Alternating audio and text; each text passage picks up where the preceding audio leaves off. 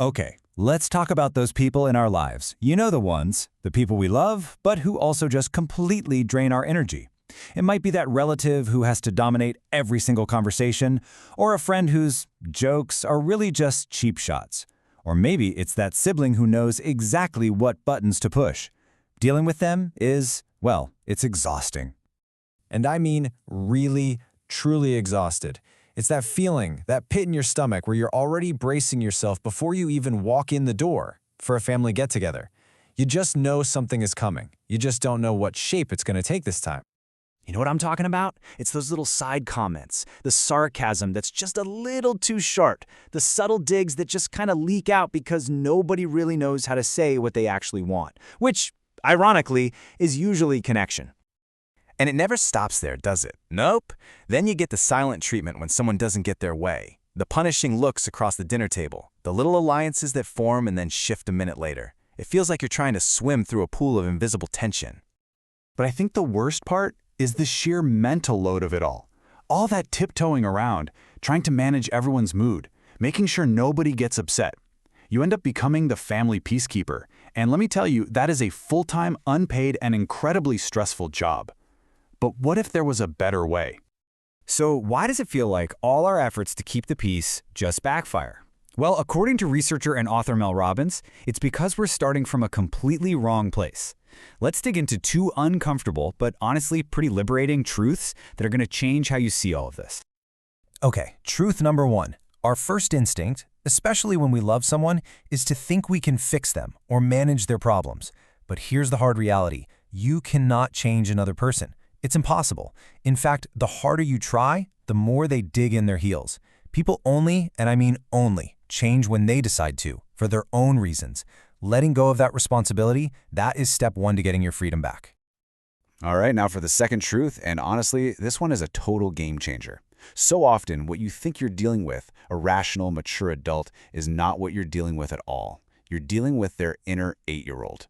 Mel Robbins explains that for most of us, our emotional development kind of just stops in childhood, unless we actively work on it. Does any of this look familiar? Yeah, I thought so. But what's really fascinating here is the why. When an adult feels emotionally flooded, their brain just goes into a survival response. They're not being manipulative, they're having a biological reaction. That yelling, the sulking, the silent treatment, it's literally an adult tantrum. It's driven by an overwhelmed nervous system that logic just can't get through to. So, if you can't change them, and they're often acting like children, what in the world are you supposed to do? Well, this brings us to the core of the solution, the let them theory. And it's a simple but absolutely profound shift in how you can approach every single difficult interaction from now on. So what does this look like in practice? It means this. If your uncle wants to complain about politics, let him. If your friend is always late, let them be late. You stop trying to manage their reality. Now, this is not about giving up or being a doormat. It's about accepting who they are right now and taking your focus off of them and putting it back on you. This quote really nails the central paradox, doesn't it? By giving up the impossible task of controlling other people, you gain control over the only thing you ever had control over in the first place, yourself. You get your time back, you get your energy back, you get your peace of mind back. Now, the let them theory has a really important partner, and it's called let me. This is where you actually take your power back. So let's look at 3 super practical tools you can start using literally today to do just that. Okay, this is your new game plan. It's 3 simple steps. First, we're going to manage our own internal reaction. Second, you decide what you will and won't put up with. And third, you proactively bring a different kind of energy to the whole situation. So let's start with managing your reaction. Neuroscientist Dr. Jill Bolt Taylor discovered something amazing. An emotional reaction is just a 90-second chemical surge in your body. That's it. So when someone says something that triggers you, if you can just wait, just breathe, and not feed it with angry thoughts, that chemical feeling will pass. You can learn to ride that wave instead of letting it crash all over you. Okay, next up, boundaries. The Let Me Toolkit reminds you that you have 100% control over 2 really important things: your time and the topics of conversation. You get to decide if you stay for 3 hours or 30 minutes. You also get to decide which verbal fights you're willing to get into. A simple little phrase like, I'd rather not get into that today. Hey, how's your garden doing? It's a surprisingly powerful way to redirect things. All right, the third tool is all about changing the energy, and it starts with busting a huge myth. We're always told to blow off steam, right? To just vent and get it all out. Well, it turns out that's terrible advice. A major 2024 analysis found that venting doesn't work. It actually makes you angrier. Think about it this way. Every time you vent, you're not releasing the anger, you're reloading it. You're just making that angry pathway in your brain stronger. So instead of gearing up for a fight, prepare for connection. Before you even show up, decide why you're going. Is it to see your cousins? Great, focus on that.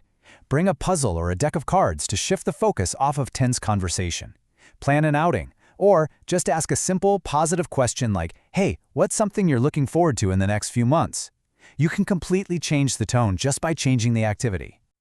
When it comes right down to it, this whole approach isn't about outsmarting difficult people or winning some argument. It's about fundamentally changing the dynamic. You are creating the space for a real connection to happen by protecting your own peace first. And this is the most powerful takeaway of all. You do not have to wait for anyone else to change. By just changing how you show up, you can transform the entire system. You have the power to stop this frustrating cycle all by yourself. See, this slide basically shows you the entire shift in a nutshell. Your old job, family fixer, family manager, is over. You're fired. Your new job is simply to accept people for who they are and for who they are not, and to fiercely, fiercely protect your own well-being in the process. Look, this isn't just some nice theory. It's a practice. So I want to leave you with this question. Think about the week ahead. Where can you use these tools? What unproductive, draining conversation will you choose to redirect and, in doing so, take your power back?